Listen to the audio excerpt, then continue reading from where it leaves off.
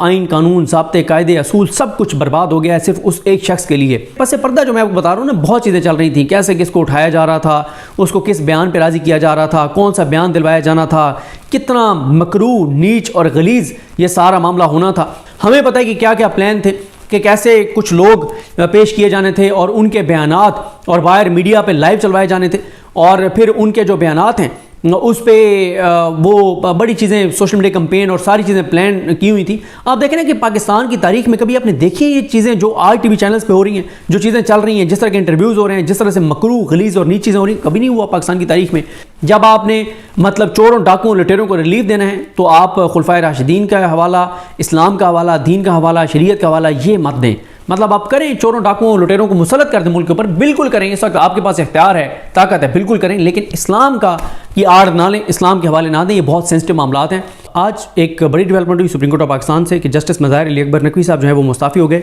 उस पर बहुत ज़्यादा बात चल रही है, क्योंकि मैं इस केस को शुरू से कवर कर रहा हूँ। तो मैंने ये ट्वीट भी किया था कि हमारे कुछ दोस्त ये कह रहे थे कि उनको मुस्ताफ़ी नहीं होना चाहिए था और उनको मज़ीद जो है वो मुकाबला करना चाहिए था, आखिर तक उनको खड़े रहना चाहिए था।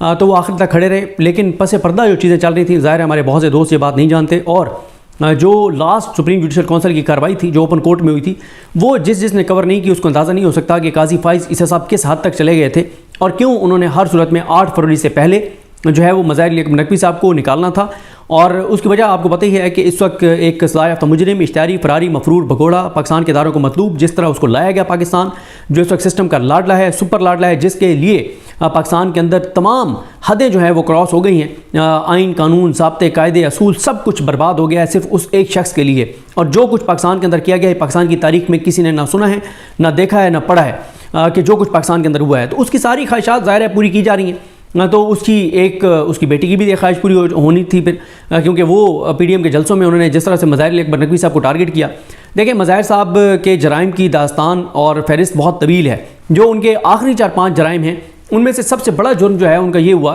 कि जब मज़ाहिर साहब ने एक नोट लिखा कि जिस तरह से वो डॉक्टर रिजवान जिनकी डेथ हुई थी FIA वाले, और जिस तरह से नैब में तब्दीलियाँ हुई, तकर्रियाँ हुई, FIA में तब्दीलियाँ और तकर्रियाँ हुई, कवानीन बदले जा रहे थे, तो इस पर नोट लिखा था एक मज़ाहिर अली अकबर नकवी साहब ने। उस पर फिर चीफ जस्टिस उस वक्त के उमर ता बंदयाल साहब ने सो मोटो लिया, उसके ऊपर एक बेंच भी बना और उसमें सुप्रीम कोर्ट ने तमाम रिकॉर्ड मेगा करप्शन स्कैंडल्स का उसकी सॉफ्ट कॉपी तैयार करवाई, वो महफूज की, और सुप्रीम कोर्ट ने कहा कि ये ना हो कि आग लग जाए और रिकॉर्ड चल जाए, क्योंकि शरीफ खानदान का आपको पता है रिकॉर्ड है। अच्छा, फिर इसी तरह से मज़ाहिर साहब ने इजाज़ुल हसन साहब के साथ वो बेंच में बैठे थे जब उन्होंने नोट लिखा पंजाब और KPK में इलेक्शन का 90 दिन में इलेक्शन होने चाहिए, आइन की रिक्वायरमेंट है। और उस वक्त आपको पता है कि जस्टिस मुनीर के पैरोकार जो हैं उन्होंने सहूलतकारी की उस पूरे सिस्टम की, जिसमें यह था कि आइन के मुताबिक इलेक्शन नहीं करवाने, और इलेक्शन नहीं हुए। लेकिन मज़ाहिर साहब जो है उनके खिलाफ चीज़ें शुरू हो गई, क्योंकि ये 2 बड़े उनके जराइम थे। फिर आपको पता है कि मज़ाहिर साहब जो हैं अरशद शरीफ साहब के केस में सबसे ज़्यादा सवालात जिस जज ने उठाए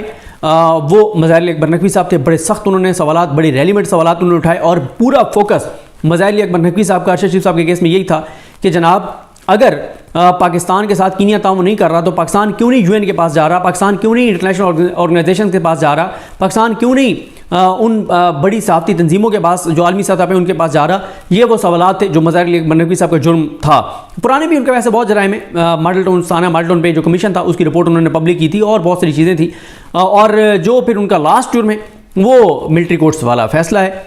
उसमें भी उन्होंने जो है वो 5 जजेज़ ने फैसला दिया, तो उसमें ये शामिल थे। तो इसलिए मज़ाहिर अली अकबर नकवी साहब के ख़िलाफ़ चीज़ें शुरू हुई, और फिर इनके ख़िलाफ़ चीज़ें TV पे चलवाई गई, और वो सारी एक वो ऑडियोज़ वाला सिलसिला, वो सारी चीज़ें, सारे मामलात। और उसके बाद जो इनके खिलाफ शिकायत कुनिंदगान हैं उनको जिस तरह से सुप्रीम जुडिशल काउंसिल में प्रोटोकॉल दिया गया, जैसे उनको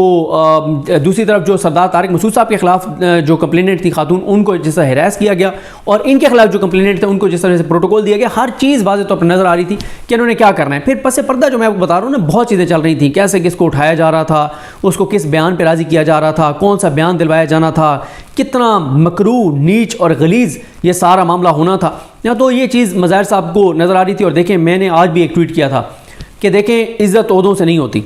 इज़्ज़त कमानी पड़ती है, इज़्ज़त करवाई नहीं जाती, ज़बरदस्ती इज़्ज़त कोई नहीं करवा सकता, इज़्ज़त कमाई जाती है। और आप ये देखें कि अगर ओहदों से इज्जत होती तो इस वक्त सबसे बड़ा पाकिस्तान में ओहदा ज़ाहिर है चीफ जस्टिस पाकिस्तान है, जिसने आइन की भी तशरीह करनी है, जिसने ये भी देखना है कि पार्लियामेंट ने ठीक किया गलत किया है, तमाम इदारों के मामला भी देखने हैं। यानी सबसे बड़ा ओहदा चीफ जस्टिस पाकिस्तान का है। अगर ओहदों से इज्जत होती तो इस वक्त पाकिस्तान के सबसे मुअज़्ज़ज़ शख्स जस्टिस काजी फाइज़ ईसा साहब होते, लेकिन इज्जत का तल्लुक ओहदे से नहीं है। मज़ाहिर अकबर नकवी साहब ने जिस जुर्रत के साथ फैसले किए, जिस जुर्रत के साथ उन्होंने आइन की खिलाफ वर्जी के ऊपर सवाल उठाए, जिस तरह से उन्होंने नोट लिखे, जो उन्होंने किया,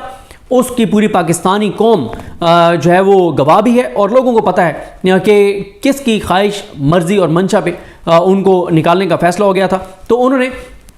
इसलिए रिज़ाइन कर दिया कि वो नहीं इस चीज़ में मज़ीद वो चाहते थे कि ये जो क्योंकि उन्हें तो सारा पता है, बहुत सारी चीज़ें हमें पता हैं, हमसे ज़्यादा उनको पता है, ज़ाहिर है उनका तो मामला था। हमें पता है कि क्या क्या प्लान थे, कि कैसे कुछ लोग पेश किए जाने थे और उनके बयानात और बाहर मीडिया पे लाइव चलवाए जाने थे, और फिर उनके जो बयानात हैं उस पर वो बड़ी चीज़ें सोशल मीडिया कैंपेन और सारी चीज़ें प्लान की हुई थी। तो वो सारा उनको पता था कि क्या कुछ होना है, और इतनी मकरू और नीच चीज़ें आप देखें ना कि पाकिस्तान की तारीख में कभी आपने देखी है ये चीज़ें जो आज टीवी चैनल्स पे हो रही हैं, जो चीज़ें चल रही हैं, जिस तरह के इंटरव्यूज़ हो रहे हैं, जिस तरह से मकरू गलीज़ और नीच चीज़ें हो रही हैं, कभी नहीं हुआ पाकिस्तान की तारीख में। तो मज़ाहिर साहब ने क्योंकि उनके लिए ये कुर्सी आम नहीं थी, उन्होंने जो है वो एक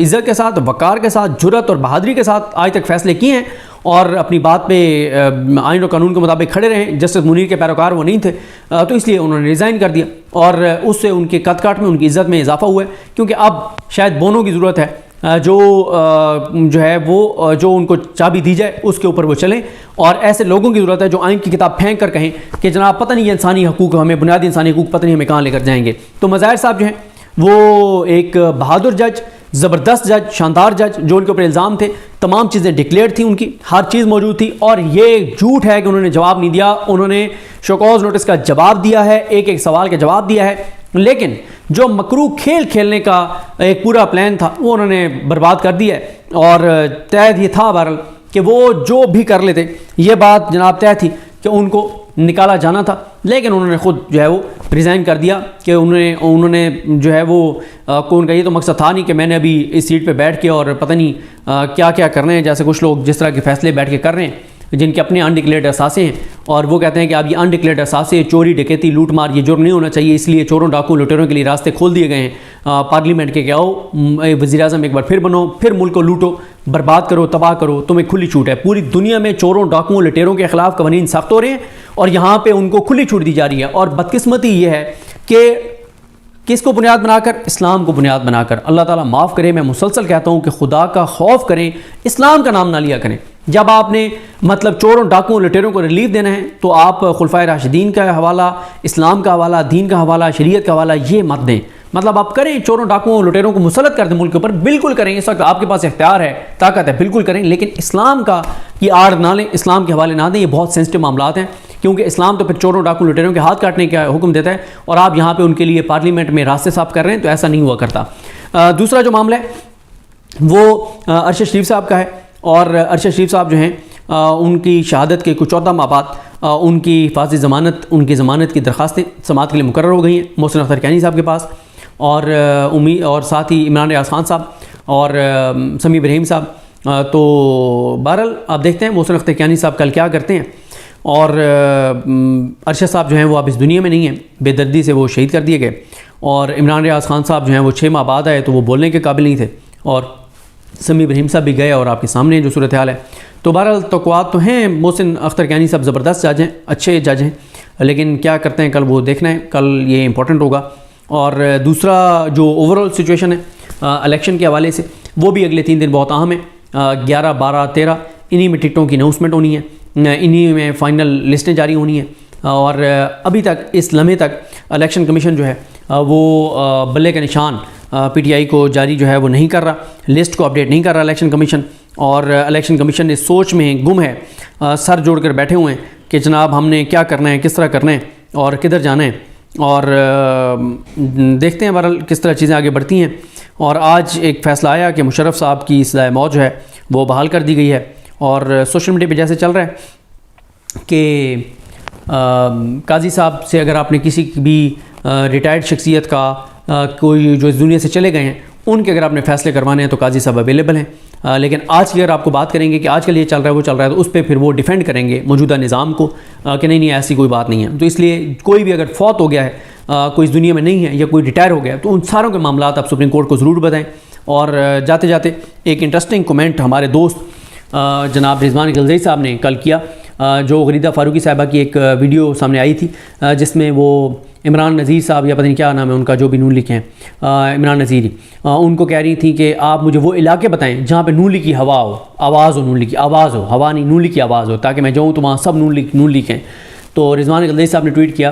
कि फिर अगर आपको नून लीग की आवाज़ वाली जगह की तलाश है तो आप सुप्रीम कोर्ट की इमारत में इनको भेज दें, क्योंकि इस वक्त सुप्रीम कोर्ट में जो आवाज़ है वो मुस्लिम लीग नून की आवाज़ है। तमाम वो फैसले टेकअप हो रहे हैं और तमाम ऐसे रिमार्क्स आ रहे हैं जो नून लीग के सियासी बयानी के इस्तेमाल हो रहे हैं, नून लीग के हक़ में जा रहे हैं। और PTI जिसको कोई लेवल प्लेइंग फील्ड नहीं मिल रही, जिसके साथ जुल्म जबर हो रहा है, सारा कुछ हो रहा है, तो वो PTI की तो बात भी सुप्रीम कोर्ट में नहीं सुनी जाती। तो ये हैं सूरत हाल, ये हैं मामलात। कल और परसों 11-12 बल्कि 3 दिन अगले, ये बहुत इंपॉर्टेंट हैं। देखते हैं चीज़ें कैसे आगे बढ़ती हैं। मुझे अपने दुआ में याद रखें। अल्लाह हम सब का हमें